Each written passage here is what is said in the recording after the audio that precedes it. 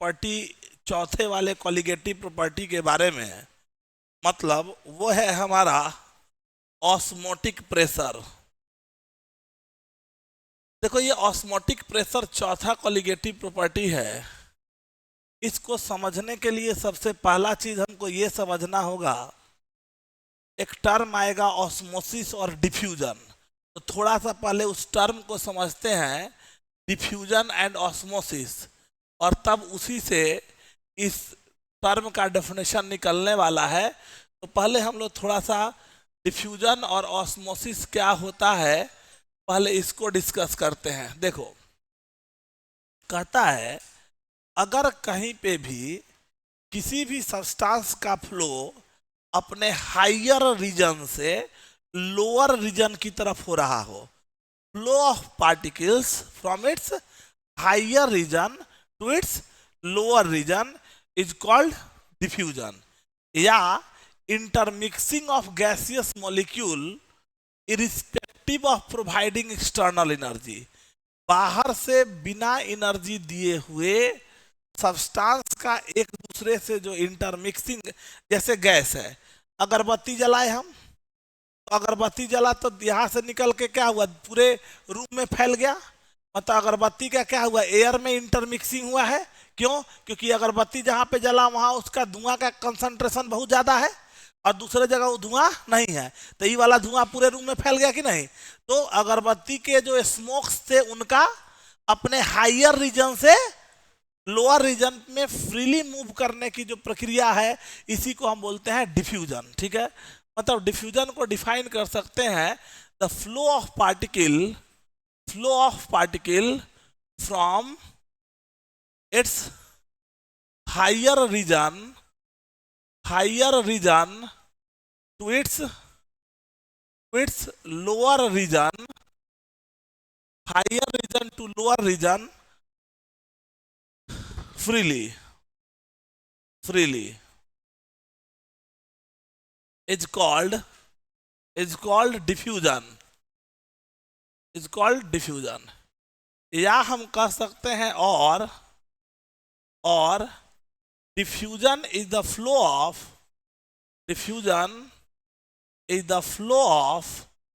particles from its higher region, flow of किसका, या flow के जगह पे दूसरा जो बात हम कर रहे, diffusion is the intermixing of, इसको ज्यादा आसान कर दें, is the intermixing of gaseous molecule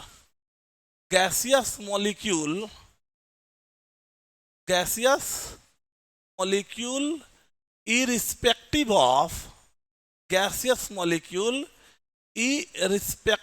of providing external energy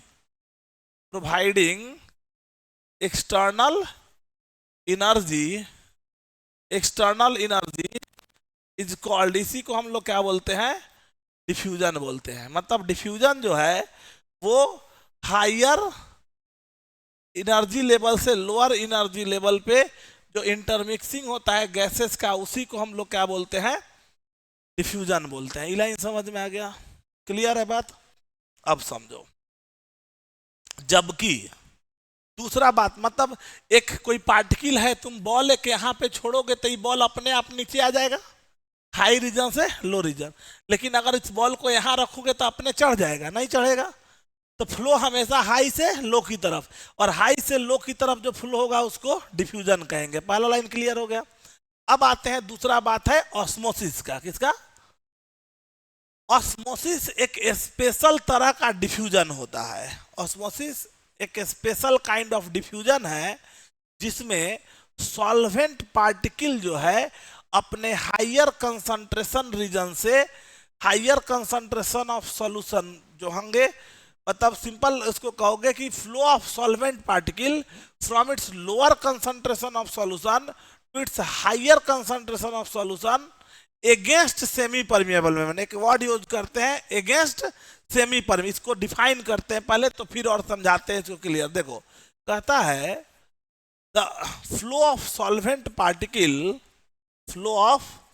solvent particles particles from higher concentration of solution, higher concentration कर रहे हैं, lower concentration, particles from lower concentration of solution to higher concentration of solution, उल्टा हो रहा है यहाँ, ठीक है।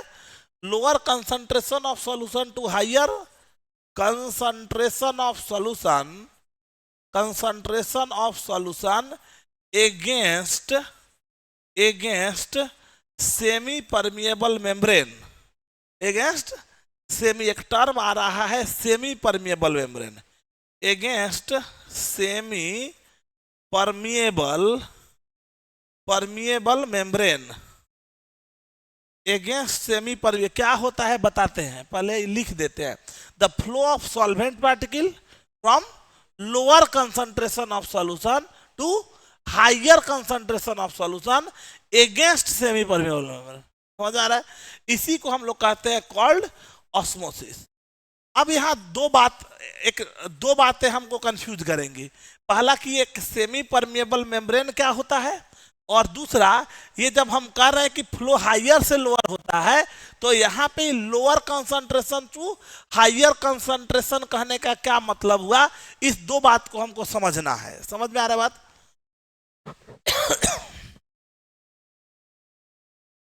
नहीं वही तो समझा रहे, लिखो ना डेफिनेशन। डेफिनेशन क्या है सुनेगा पहले, आइंस्टीन उड़ाएगा नहीं, सुने पहले, हम बता रहे हैं ना रे, तोरा रंजन सर है ना, वाई गेट वरीड, इंग्लिश बोलिए हुआ है ना। जब रंजन सर है ये है तो डिफ्यूजन समझ में आया, हाई कंसंट्रेशन से लो कंसंट्रेशन की तरफ किसी भी सब्सटेंस का अपना फ्रीली फ्लो जब होगा तो उसको बोलेंगे, उसको क्या बोलेंगे, डिफ्यूजन। लेकिन अगर यही डिफ्यूजन कहां से कहां हो, लोअर कंसंट्रेशन ऑफ सॉल्यूशन से हायर की तरफ हो, किसका, सॉल्वेंट का, इसका किसके अगेंस्ट, सेमी परमिएबल मेम्ब्रेन, तो इसको हम कहेंगे ऑस्मोसिस। तो यहाँ दो बातें आई, पहला ये लाइन कंफ्यूज कर रहा है, और दूसरा सेमी परमिएबल मेम्ब्रेन क्या है, पहले हम इन दोनों बातों को समझाते हैं फिर हम लोग आगे बढ़े। देखो थोड़ा सा डेफिनेशन समझाता हूं, समझोगे। इस बात में पहला बात आता है मेम्ब्रेन। एक लाइन हमने लिखा है मेम्ब्रेन, मेम्ब्रेन होता क्या है पहले ये समझो। तो मेम्ब्रेन एक तरह का बाउंड्री है, क्या है, जो परमिट करता है, घर में हम लोग बाउंड्री क्यों करते हैं, कि जो फालतू जो पार्टिकल्स हैं, फालतू लोग हैं, वो घर में इंटर नहीं कर रहे हैं ना, इसी के लिए लगाते हैं कि जो काम के लोग हैं वो भाई जिनको आना है वो गेट से आएंगे, गेट से जाएंगे, यही होता है। तो किसको अलाउ करना है आने देने के लिए और किसको अलाउ नहीं करना है, इसको बताने के लिए हम जिस मतलब बाउंड्री का जिस चीज का यूज करेंगे वही हमारा मेम्ब्रेन है। मतलब ये क्या है, एक तरह का ये स्पेशल काइंड ऑफ बाउंड्री है, स्पेशल काइंड ऑफ बाउंड्री है जो क्या करेगा, जो परमिट करेगा, विच चेक्स द, सीधा कहोगे विच चेक्स द एंट्री ऑफ किसका, ऑफ पार्टिकल्स, किसको आने देना है और किसको आने नहीं देना है, इसी को चेक करने के लिए जो बाउंड्री यूज होता है वही हमारा क्या है, इज कॉल्ड मेम्ब्रेन। पहला बात समझ में आ गया। अब सोचो एंट्री किसका होना है, सॉल्वेंट का, और मतलब सॉल्यूशन, बात यहाँ कौन है, सॉल्यूशन है, और सॉल्यूशन किसका बना होता है बेटा, सॉल्यूट का और सॉल्वेंट का, दो का बना होता है, सॉल्यूट और सॉल्वेंट, ठीक है। अब एक बात समझो, यहाँ पे इस बात को का अगर हम जिक्र करते हैं और समझते हैं, सॉल्यूट और सॉल्वेंट, ठीक है। अब सोचो मेम्ब्रेन जो हमारे होते हैं, बेसिकली मेम्ब्रेन किसको चेक करेगा, ये बाउंड्री के रूप में जो होगा वो किसको इंटर करने के लिए चेक करेगा कि सॉल्यूट और सॉल्वेंट को जाने देना है या नहीं जाने देना है, और इसके अनुसार से हमारे जो मेम्ब्रेन है वो तीन तरह के होते हैं, permeable membrane, permeable membrane, semi permeable membrane, semi permeable membrane and impermeable membrane.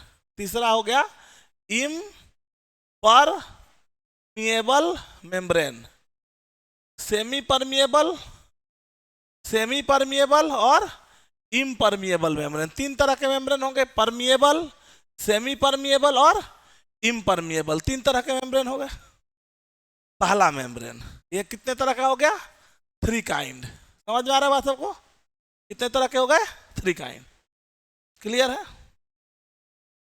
वैसा मेम्ब्रेन जो सॉल्यूट और सॉल्वेंट दोनों की एंट्री को अलाउ करे, ऐसे समझाता हूं।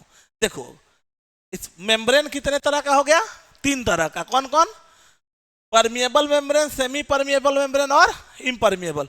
इसको एक एग्जांपल से समझाता हूं। गार्ड 3 तरह का गार्ड होता है। घर में जो गार्ड यूज करते हैं वो 3 तरह का गार्ड होता है। एक होता है सरकारी गार्ड, नहीं, सरकारी गार्ड गेट पे बैठा है, उन्हें खैनी लगड़ रहा है, नहीं देखेगा उन्हें कौन आ रहा है कौन जा रहा है, ओकरा कोई मतलब नहीं है। 2-4 को बम भी फूट जाए तो कोई दिक्कत नहीं, अपन बैठ के खैनी खा रहा है, वहाँ रहा है, ओकरा पैसा आइए रहा है, ओकरा का टेंशन है। तो वो कौन हो गया? जो ना किसी को इंटर करने या जाने से ना रोके, उसको बोलेंगे परमिएबल मेम्ब्रेन। ये हो गया, मतलब सॉल्यूट और सॉल्वेंट दोनों को इंटर करे, ठीक है। दूसरा आता है कौन सा? तो वो प्राइवेट गार्ड। कौन सा? तो प्राइवेट गार्ड में प्रॉब्लम क्या है? तो प्राइवेट गार्ड में प्रॉब्लम यह है कि भैया उसको पैसा चाहिए तो ओकरा ड्यूटी देना है, तो उसके पास आई कार्ड, भैया ये आई कार्ड चेक करो, इसको आने देना है तो आने देना है, इसको आने नहीं देना है तो इसको आने नहीं देना है। मतलब वो सिलेक्टिव होता है कि इसको आने देना है, इसको आने नहीं देना है। तो परमिएबल, ये सेमी परमिएबल मेम्ब्रेन हो गया कौन सा? Private guard. वो किसको? सॉल्यूट को इंटर नहीं करने देता, केवल और केवल सॉल्वेंट को एंट्री देता है। जो सॉल्यूट और सॉल्वेंट दोनों को एंट्री किया वो परमिएबल। जो तो वो हो गया सरकारी गार्ड। प्राइवेट गार्ड जो हो गया वो सॉल्यूट को नहीं इंटर करने दिया, सॉल्वेंट को इंटर कर देना। ये बात समझ में आया? एक होता है कौन सा? Body guard. बिना मतलब उसको, जो आदमी को कुकरो नहीं पूछता है, उकरो 4 गो बॉडी गार्ड करिया करिया पहन के ऐसे ऐसे खड़ा हो जाए, ओकरा के सामने ऐसे ऐसे चलेगा, ओकरा सटे नहीं देगा। आजकल नहीं भोकाल बनता है, एगो ऐसे ऐसे हो रहा है आजकल, एगो ऐसे ऐसे कर नहीं देखता है, इंस्टाग्राम पे आजकल चल रहा है, कोची कोची करता है ऐसे ऐसे, बंदूक एगो टिनहिया हीरो लेगा खोस लेता है आजकल, देखना ऐसे ऐसे करके वायरल भेल है सब, है कि नहीं? तो वो चलेगा तो 4 गो कोनो पूछ नहीं रहा है, लेकिन जबरदस्ती लोग को दिखाने के लिए 4 गो गार्ड ओकरा सामने चलेगा, लोग को ऐसे ऐसे ठेलने चलेगा, नहीं गौर करता है। तो इसका मतलब क्या हो गया? बॉडी गार्ड का मतलब किसी को इंटर नहीं करने दे। इतना भोकाली टाइट करेगी, ना सॉल्यूट आएगा ना सॉल्वेंट आएगा, कोनो नहीं आए, तो ऐसे मेम्ब्रेन को हम क्या बोलेंगे? इम्परमिएबल मेम्ब्रेन कहेंगे। पहला बात समझ में आ गया? मेम्ब्रेन कितने तरह के? 3 तरह के। हम इंटरेस्टेड किसके लिए हैं? हमने जो लगा रखा है वो कौन लगा रखा है? Semi permeable membrane. नहीं समझ में आ रहा है?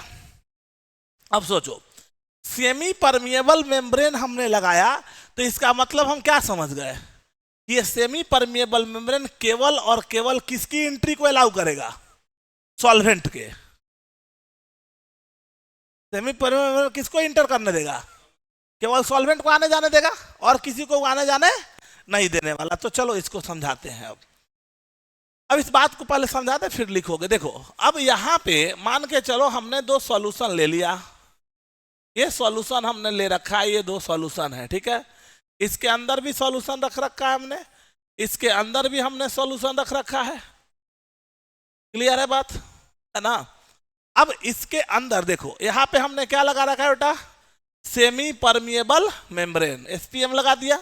देखोगे इसको, इधर का जो सॉल्यूशन है इसका कंसंट्रेशन लो कंसंट्रेशन है, सॉल्यूशन का लो कंसंट्रेशन ऑफ सॉल्यूशन, और इधर वाला सॉल्यूशन जो है वो इसका हाई कंसंट्रेशन है। कंसंट्रेशन मतलब क्या? मोलारिटी।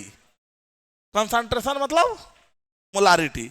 इस सॉल्यूशन का कंसंट्रेशन ज्यादा है और इस सॉल्यूशन का कंसंट्रेशन कम है, और बीच में हमने क्या लगा दिया है? सेमी। तो इस सेमी परमिएबल मेम्ब्रेन लगने से क्या होगा? फ्लो किधर से किधर होगा? सॉल्वेंट का। डेफिनेशन देखो, क्या डेफिनेशन है? लो से तो यहां जो फ्लो हुआ किधर से किधर, लो कंसंट्रेशन ऑफ सॉल्यूशन से हाई कंसंट्रेशन ऑफ सॉल्यूशन की तरफ फ्लो होने लगेगा, किसका, सॉल्वेंट पार्टिकल का। और इसी फेनोमेना को हम क्या बोलेंगे, ऑस्मोसिस कहेंगे। बात समझ में आ रहा है? ये फ्लो किसका हो रहा है, फ्लो ऑफ किसका, सॉल्वेंट मॉलिक्यूल, सॉल्वेंट पार्टिकल्स का फ्लो हो रहा है। और इसी को हम लोग क्या बोलेंगे, ऑस्मोसिस बोलेंगे। इसी को हम क्या बोलेंगे, ये लाइन सबको समझ में आ गया। Flow of particle from lower concentration of solution to higher concentration of solution against semi permeable man. लेकिन अभी भी बात जच नहीं रहा है, ये लोअर से हायर जो लिखा हुआ है वो बर्दाश्त नहीं हो रहा है। नहीं, इसको समझने का प्रयास करते हैं। समझो, देखो क्या है, सोचो और समझो इसको। कंसंट्रेशन का मतलब क्या समझता है, मोलारिटी। मोलारिटी क्या होता है, number of moles per litre of solution. तो अगर कंसंट्रेशन कम है मतलब मोलारिटी कम है, कंसंट्रेशन सॉल्यूशन का कम है मतलब, और मोलारिटी कम है मतलब पर लीटर सॉल्यूशन में number of moles of solute कम है। समझ में आ रहा है? लो कंसंट्रेशन ऑफ सॉल्यूशन का मतलब क्या हुआ, मतलब इसका मतलब हो गया कि इसकी मोलारिटी कम है, और कंसंट्रेशन ज्यादा है का मतलब मोलारिटी ज्यादा है। अच्छा, मोलारिटी कम है का मतलब number of moles of solute पर लीटर, सॉल्यूट पर लीटर ऑफ सॉल्यूशन, पर लीटर ऑफ सॉल्यूशन यहाँ क्या है, ज्यादा है। और ज्यादा, सॉरी ज्यादा कह रहा हूं, क्या कम ना है, ठीक है। इधर जाओ, मोलारिटी ज्यादा है मतलब पर लीटर में सॉल्यूट ज्यादा है। Number of moles of solute पर लीटर ऑफ सॉल्यूशन, पर लीटर ऑफ सॉल्यूशन जो है वो क्या है, यहां ज्यादा है। ये लाइन समझ में आ रहा है? इसमें किसी को दिक्कत है? अब समझो इसको। सॉल्यूट, अब सोचो, किसी वाटर में जब सॉल्यूट डालते हैं तो सॉल्यूट क्या करता है, उसके वेपर प्रेशर को घटा देता है। तो सॉल्यूट इसमें कम होगा मतलब यहां सॉल्वेंट के वेपर प्रेशर ज्यादा होंगे। वेपर प्रेशर ज्यादा का मतलब उसका रैंडमनेस ज्यादा होगा, मतलब इसके पार्टिकल की काइनेटिक एनर्जी ज्यादा होगी। किसकी, सॉल्वेंट की। जैसे जैसे सॉल्यूट डालते जाओगे तो सॉल्वेंट पार्टिकल की जो रैंडमनेस है वो क्या होगी, कम होती जाएगी। ये समझ में आ रहा है?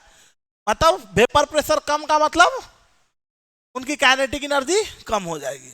और यहाँ पार्टिकल ज्यादा है, मतलब पार्टिकल ज्यादा है तो वेपर प्रेशर कम हो जाएगा।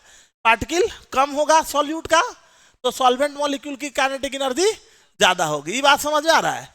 जैसे इस रूम में एक आदमी को फ्रीली छोड़ दिया जाए तो आसानी से इधर उधर घूम सकता है। क्लियर है? फ्रीडम, डिग्री ऑफ फ्रीडम उसका 100% है। अब इसी में जैसे जैसे क्राउडिंग बढ़ाते जाएंगे वैसे वैसे क्या होगा, उसका डिग्री ऑफ फ्रीडम कम नहीं होगा।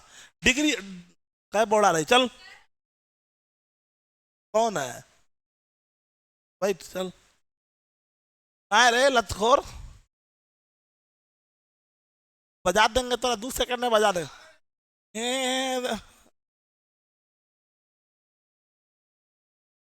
चेंगड़ा कहीं का, चलोगे 6 बजे पहुंचोगे तुम लोग, चुतखोर। क्या तो बता रहे थे, हाँ समझो इसको।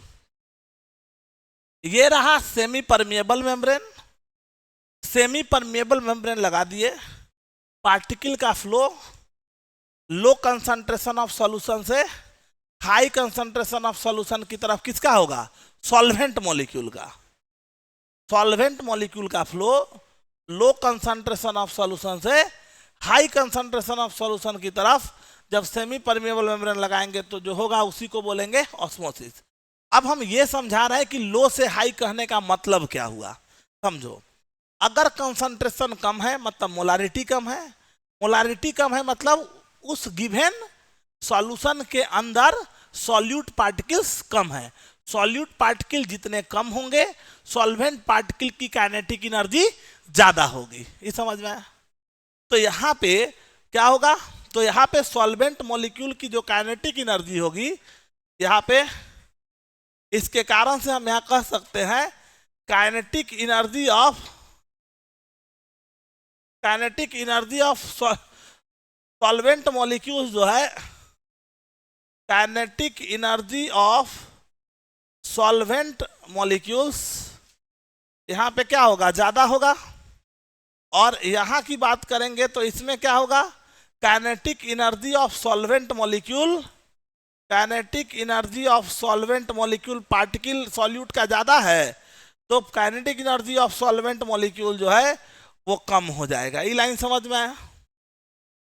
सॉल्यूट पार्टिकल जितना बढ़ेगा वेपर प्रेशर घटेगा, वेपराइज करने का रेट घटेगा, मतलब उसकी मूव करने की टेंडेंसी कम हो रही है, काइनेटिक एनर्जी कम हो रही है। ये लाइन समझ में आया सबको? ये दोनों लाइन क्लियर है कि नहीं? नंबर ऑफ सॉलिड पार्टिकल कम होगा, नंबर ऑफ सॉलिड पार्टिकल कम होगा तो पार्टिकल सॉल्वेंट की काइनेटिक एनर्जी ज्यादा होगी।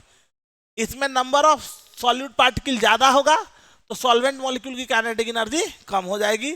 इतना समझ में आया? अब सोचो, यहां सेमी परमेबल मेम्ब्रेन किसको अलाउ कर रहा है? केवल और केवल सॉल्वेंट मॉलिक्यूल को अलाउ कर रहा है। अच्छा, इधर सॉल्वेंट की काइनेटिक एनर्जी क्या है? इधर से इधर या इधर से इधर कौन जाएगा? केवल सॉल्वेंट। अरे कौन जाएगा? सॉल्वेंट। सॉल्वेंट किधर से किधर जाएगा? तो ये सेमी परमेबल लगा है तो वो कहां जाएगा? इधर सॉल्वेंट का काइनेटिक एनर्जी क्या है? ज्यादा है, इधर सॉल्वेंट की काइनेटिक एनर्जी कम है, तो फ्लो किधर से किधर होगा? हाई काइनेटिक एनर्जी से लो काइनेटिक एनर्जी की तरफ फ्लो होगा। मतलब यहां भी फ्लो हाई टू लो ही है, लेकिन ये एनर्जी ग्रेडियंट के फॉर्म में है। तो फ्लो कहा जाता है कि flow of solvent particle from its higher kinetic energy region to its lower kinetic energy region against semi permeable membrane. इसी को हम लोग बोलते हैं ऑस्मोसिस। बात समझ में आया? अरे बात समझा ना? तो क्या समझे? लोअर कंसंट्रेशन ऑफ सॉल्यूशन मतलब high kinetic energy of solvent, high concentration of solution मतलब low kinetic energy of solvent. Semi permeable membrane किसको अलाउ कर रहा है? केवल और केवल सॉल्वेंट को। तो सॉल्वेंट किधर से किधर जाएगा? अपने हाई एनर्जी से लो एनर्जी की तरफ फ्लो होगा। मतलब यहां भी फ्लो हाई टू लो ही हो रहा है, और इसी फ्लो को हम क्या बोलेंगे? ऑस्मोसिस बोलेंगे। तो ऑस्मोसिस भी क्या हो रहा है? हाई टू लो ही हो रहा है, लेकिन अगेंस्ट सेमी परमेबल मेम्ब्रेन हो रहा है। इतना लाइन सबको समझ में आ गया? क्लियर है? चलो तो इस बात को मेंशन करो, फिर आगे बढ़ते हैं। ये लिख लिया हो? लिखोगे इसको?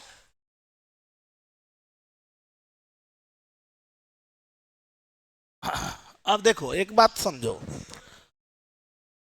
ऑस्मोसिस, सुनो अब, ऑस्मोसिस क्या हुआ? सॉल्वेंट पार्टिकल की एंट्री हुई। कहां से कहां? Higher concentration of, sorry, higher kinetic energy of solvent to lower kinetic energy of solvent. मतलब लोअर कंसंट्रेशन ऑफ सॉल्यूशन से हायर कंसंट्रेशन ऑफ सॉल्यूशन को, उसी को बोलते हैं ऑस्मोसिस। ये बात समझ में आया? अब सोचो, पानी ऑस्मोसिस हो रहा है, ऑस्मोसिस हो रहा है मतलब पानी इधर से इधर इंटर कर रहा है। सोच के देखो, जब पानी इधर से इधर इंटर कर रहा है, हम इधर से इसके ऊपर प्रेशर लगा दे, समझना, पानी इधर से इधर इंटर कर रहा है, हम इसके ऊपर क्या लगा दे? प्रेशर लगा दे। अच्छा, जब हम इस पे प्रेशर लगा देंगे तो क्या होगा? पानी का जो एंट्री हो रहा है वो धीरे धीरे रुकना शुरू होगा। मान के चलो कि ये 10 न्यूटन के फोर्स से पानी घुस रहा था, हम इधर से प्रेशर बढ़ाना शुरू किए, 2 न्यूटन, 4 न्यूटन, 6 न्यूटन, 8 न्यूटन। तो जैसे जैसे प्रेशर फोर्स बढ़ाते जाएंगे तो क्या होगा? पानी जो इंटर कर रहा था उसका एंट्री धीरे धीरे क्या होगा? रुकना शुरू होगा। और एग्जैक्टली 10 न्यूटन से जो पानी 10 न्यूटन के फोर्स से घुस रहा था, हमने इधर से 10 न्यूटन का फोर्स लगा दिया तो क्या होगा? पानी का एंट्री रुक गया। तो अगर 10 न्यूटन के फोर्स के लगाने से पानी का एंट्री रुक गया, इसका मतलब क्या हुआ? उसी 10 न्यूटन के फोर्स से पानी घुस रहा था। समझ आ रहा है? तो वो अमाउंट ऑफ काउंटर प्रेशर, वो अमाउंट ऑफ काउंटर प्रेशर जिसके लगाने से पानी की जो ऑस्मोटिक एंट्री है वो रुक जाए, इसी को हम कहते हैं क्या? ऑस्मोटिक प्रेशर कहते हैं। The pressure exerted by the pressure exerted, जो हमारा प्रेशर लग रहा है, तो यूं इसको आसान शब्द में जो हमने बताया उसी को याद रखो, the amount of counter pressure, वो काउंटर प्रेशर, पानी का एंट्री हो रहा है, एंट्री हो रहा है, हम इधर प्रेशर लगा दिए, उतना प्रेशर जिसके लगाने से पानी का एंट्री रुक गया, उसी प्रेशर को हम ऑस्मोटिक प्रेशर कहते हैं। अब एक लाइन और सुनो, 10 न्यूटन से घुस रहा था, हम इसको 25 न्यूटन का फोर्स लगा दिए तो क्या होगा? हाँ, इधर का पनिया इधर जाने लगेगा, ऑस्मोसिस होना चाहिए था, इधर से उलट गया, this is called reverse osmosis. क्या बोलते हैं इसको? अब समझ आया? रिवर्स ऑस्मोसिस समझ में आया? क्या हो गया रिवर्स ऑस्मोसिस? अगर जितना प्रेशर लगाए उससे ज्यादा प्रेशर लग जाए, जिस प्रेशर से पानी इंटर कर रहा था उससे ज्यादा अमाउंट ऑफ प्रेशर हम लगा देंगे, तो पानी का जो एंट्री है वो क्या हो गया? वो रिवर्स हो जाएगा, सॉल्वेंट की एंट्री रिवर्स हो जाती है, इसी को बोलते हैं रिवर्स ऑस्मोसिस। तो उसकी बात हम करते हैं, पहले तो ये मेंशन कर लेते हैं। देखो, तो अब हम बात कर ले ऑस्मोटिक प्रेशर की, डिफाइन करते हैं इसको। The amount of counter pressure लिखोगे, the amount of counter pressure, the amount of counter pressure of counter pressure, amount of counter pressure which is just enough, which is just enough to stop the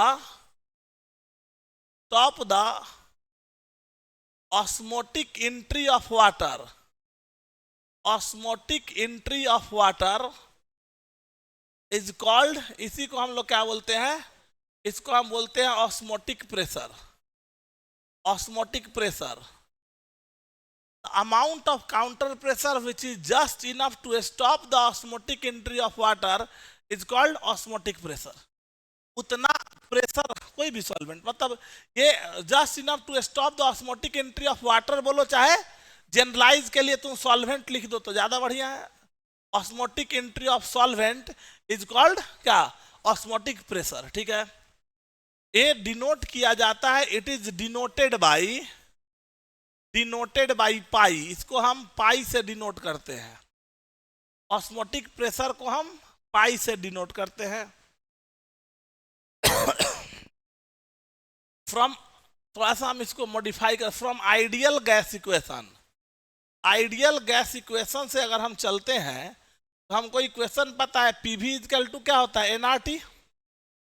तो P is equal to हम क्या लिख सकते हैं? N by V R T लिख सकते हैं, और N by V number of moles per litre of solution क्या होता है? मोलारिटी। सिंस मोलारिटी जो है, मोलारिटी मतलब M जो है वो बराबर है किसके? Number of moles by volume of solution in litre के। ठीक है, यही होता है। तो यहाँ पे इसके जगह पे P इक्वल टू क्या हो जाएगा? MRT हो जाएगा। ठीक है, और फॉर सॉल्यूशन, किसके लिए? सॉल्यूशन के लिए, for solution P is replaced by pi, क्योंकि सॉल्यूशन के लिए ऑस्मोटिक प्रेशर होगा, गैस के लिए P हो गया प्रेशर, और गैस के लिए, गैस के जगह पे अगर वो सॉल्यूशन है तो सॉल्यूशन के लिए क्या होगा? ये पाई होगा। ठीक है, तो यहां से P के जगह पे क्या हो गया? पाई। तो यहाँ क्या हो गया? पाई इज इक्वल टू क्या हो जाएगा? MRT हो जाएगा। Pi is equal to MRT हो जाएगा। Pi is equal to MRT, where, जहां पे पाई हमारा ऑस्मोटिक प्रेशर है, ऑस्मोटिक प्रेशर हो गया, M हो गया concentration, molar concentration of solution, molar concentration of solution, R हमारा हो गया गैस कांस्टेंट, R हमारा हो गया गैस कांस्टेंट, T हमारा हो गया temperature in kelvin, temperature in kelvin, temperature in kelvin. ये टेम्परेचर किस में हो गया? केल्विन में हो गया। ये बात सबको समझ में आ रहा है? ये ना बात हुआ, pi is equal to MRT। ठीक है, और ये इस चीज को अगर हम कोरिलेट करते हैं, इस चीज को अगर हम लोग कंसिडर करते हैं और इसको समझते हैं तो देखो क्या होगा। पहले इसको मेंशन कर लो फिर आगे बढ़ो।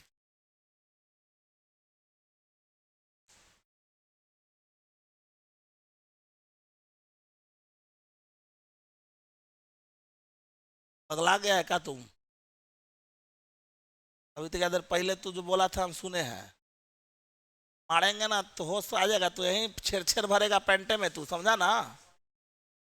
बोले ही थी हो तो समझ तो यार, पहले तो बोले है वर्ड यूज कर ले है तू।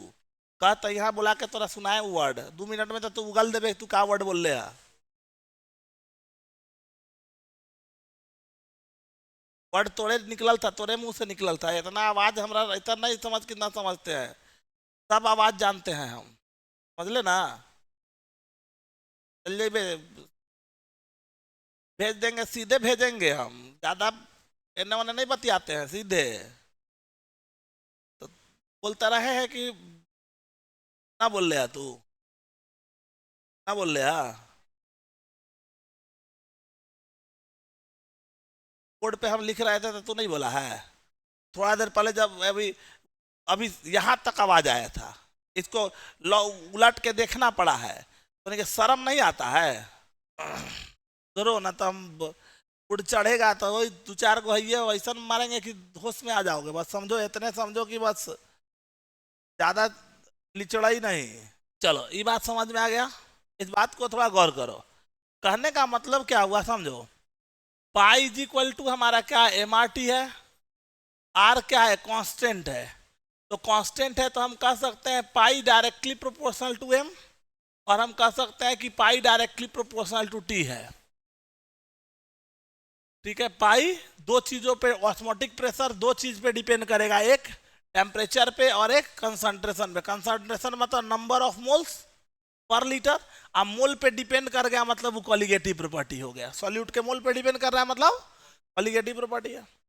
अब यहां पे अगर हम गौर करते हैं कोई सॉल्यूशन, अच्छा एक टर्म और जो आया थोड़ा उसको हम डिफाइन कर दे। जो एक वर्ड हमने कहा क्या, रिवर्स ऑस्मोसिस। ये बोर्ड में पूछा जाता है, बोर्ड के लिए इंपॉर्टेंट पार्ट है reverse osmosis. Reverse osmosis, reverse osmosis क्या हो गया? तो जितना प्रेशर से ऑस्मोटिक एंट्री हो रही थी सॉल्वेंट की, अगर उससे ज्यादा प्रेशर हम लगा दें, मतलब ऐसे सोचो यहां पे एक कंटेनर हमारे पास है, ये रहा, और इधर पे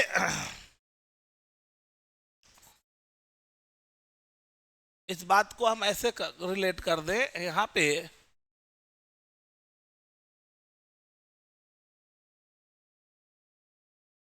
ये है, यहाँ पे एक पिस्टन लगा दिए और इधर से इसको हम प्रेशराइज कर रहे हैं। ठीक है, इसके अंदर हमने सॉल्वेंट डाला हुआ है, और इधर पे हमारे पास क्या होगा, इधर से हमारा सॉल्वेंट यहाँ से निकलने वाला है। बीच में हमने लगा दिया है सेमी परमिएबल मेम्ब्रेन। ठीक है, सोचो इसको, यहाँ पे जो सॉल्वेंट मॉलिक्यूल्स हैं, यहाँ पे सॉल्वेंट मॉलिक्यूल्स की बात करते हैं अगर हम, तो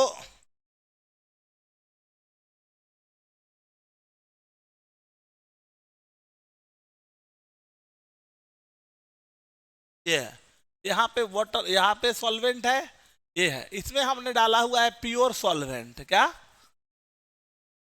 और इधर पे हमने डाला हुआ है सेलिन वाटर है, मतलब हाई कंसंट्रेशन ऑफ सॉल्यूशन है, कंसंट्रेशन ऑफ सॉल्यूशन है। ठीक है, अब यहाँ पे सोचो, यहाँ पे सेमी परमिएबल मेम्ब्रेन लगा है, तो फ्लो किधर से किधर होगा? Flow low concentration of solution से हाई। लो का मतलब यहाँ प्योर सॉल्वेंट है तो डिग्री ऑफ फ्रीडम 100%।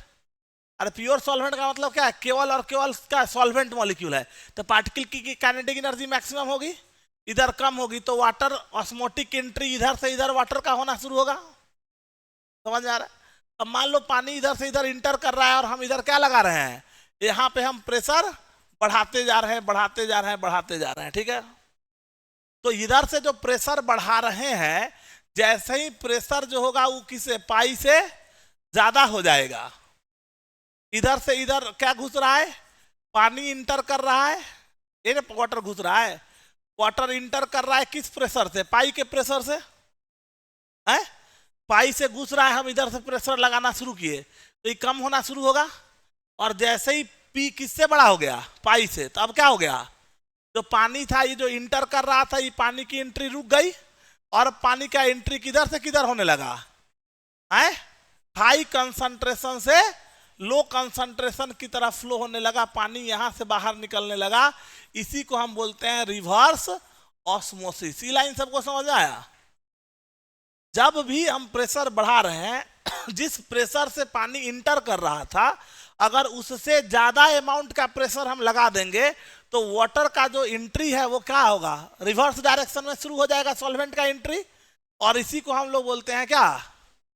इसको रिवर्स ऑस्मोसिस बोलते हैं। और ये ज्यादातर देखोगे जो अब आरओ वाटर, हम लोग आरओ का मशीन यूज करते हैं, उसमें लिखा रहता है रिवर्स ऑस्मोसिस। उसका यहाँ कोई खास काम नहीं है अभी है, ये जनरली उसका यूज कहाँ होता है? सैलिन वाटर के लिए। जैसे समुद्र में है, खाली पानी है लेकिन वो पानी पीने योग्य नहीं है, तो जो खारा पानी है उसको पीने योग्य बनाने के लिए एक तरफ खारा पानी भर दिए, एक तरफ प्योर पानी भर दिए। अब प्रेशर हमेशा बढ़ाते गए तो क्या होगा? प्रेशर बढ़ाएंगे तो सैलिन वाटर के अंदर का जो पानी है, क्योंकि यहाँ तो एसपीएम लगा है, एसपीएम किसको जाने देगा? केवल और केवल सॉल्वेंट को। तो इधर से इधर कौन जाएगा? केवल सॉल्वेंट। समझ आ रहा है? और प्रेशर बढ़ा दिए तो सॉल्वेंट इधर वाला, तो पानी इधर सैलिन वाटर डालते गए, प्रेशर बढ़ाते गए, इधर का पानी जो था नमक में जो घुला हुआ पानी था वो प्योर वाटर में कन्वर्ट होकर निकलता गया, और ड्रिंकिंग वाटर के रूप में उसको हम लोग यूज करते हैं। समझ में आ गया बात? क्लियर है बातों को? तो यही बात यहां पे हमारे पास हो गया। रिवर्स ऑस्मोसिस क्या हो गया? When pressure applied to a solution exceeds osmotic pressure, osmotic pressure, osmotic entry of water first stop and then starts to flow towards किधर? towards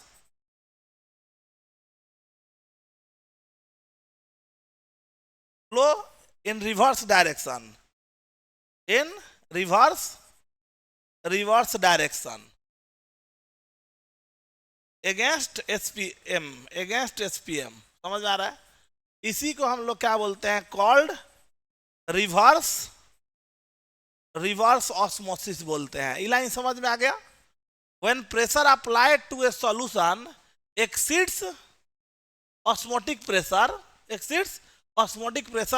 osmotic entry of water या solvent क्या होगा? first stop and then starts to flow towards किधर?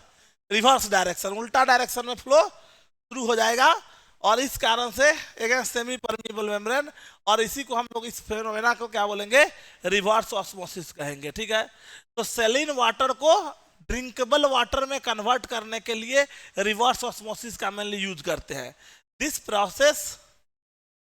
Process is most commonly used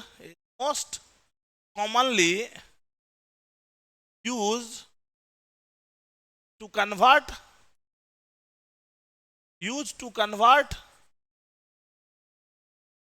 saline water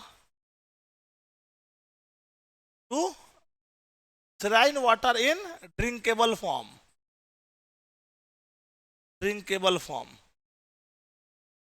इसको drinkable form में convert करने के लिए इस प्रोसेस का हम लोग यूज करते हैं। ये बात सबको समझ में आ गया? ठीक है?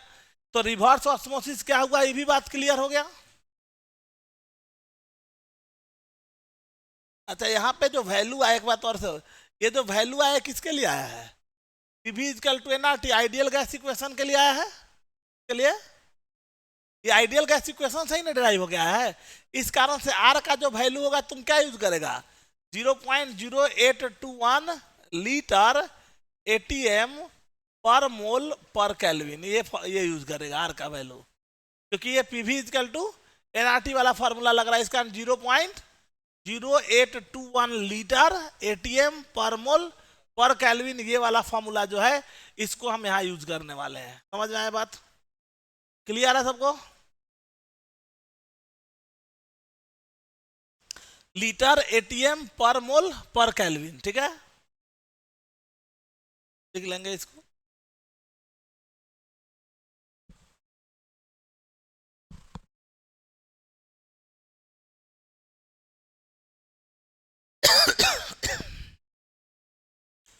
मान लो दो सॉल्यूशन को हम मिला दिए और मिलाने के बाद एक रिजल्टिंग सॉल्यूशन बनाते हैं, और उस रिजल्टिंग सॉल्यूशन का, पहले इसको लिख लो, ये लिख लो पहले इसको, हो गया।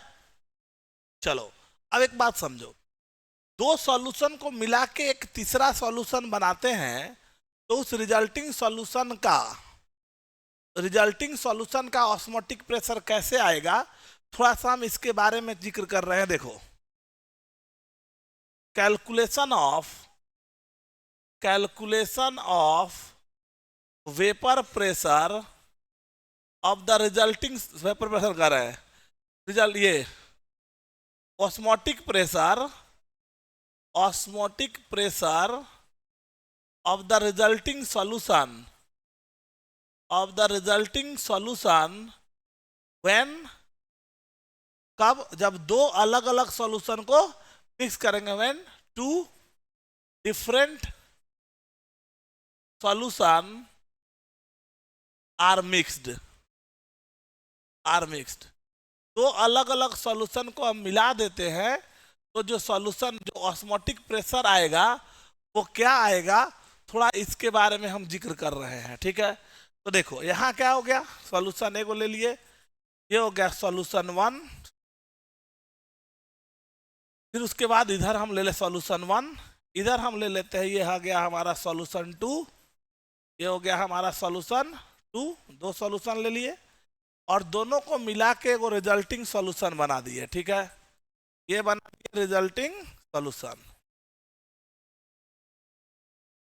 सॉल्यूशन।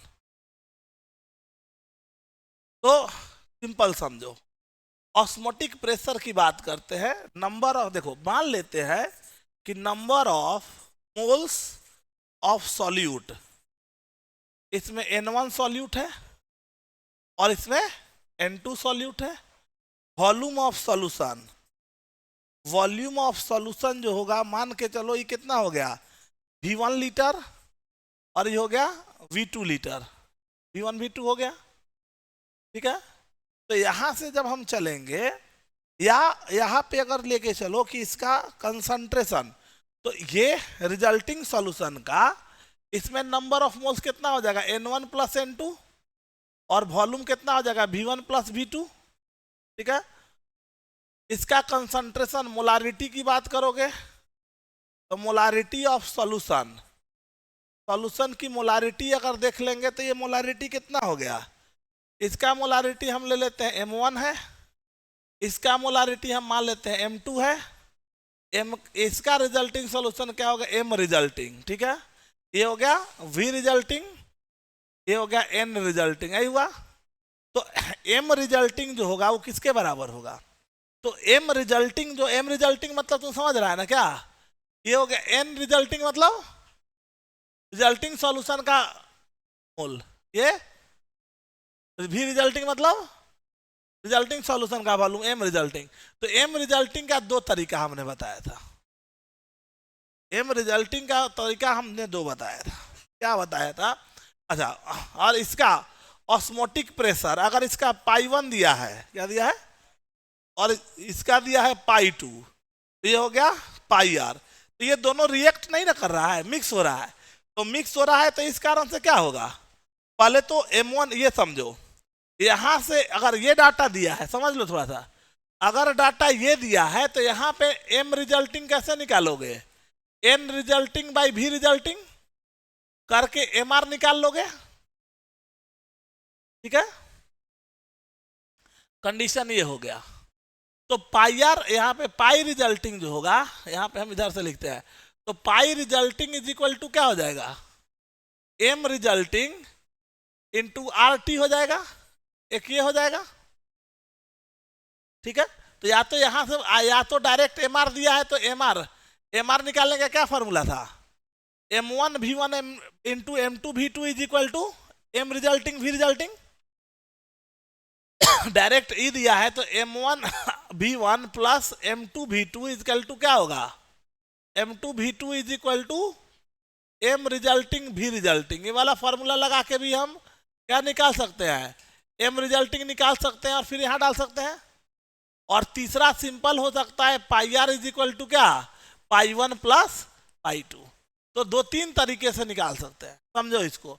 अगर डायरेक्ट ऑस्मोटिक प्रेशर दिया है दो अलग अलग सॉल्यूशन का, तो दोनों का ऑस्मोटिक प्रेशर जोड़ देंगे तो हो जाएगा। दूसरा मोल और वॉल्यूम दिया है तो total mole by total volume करके एमआर निकाल के एमआरटी कर देंगे।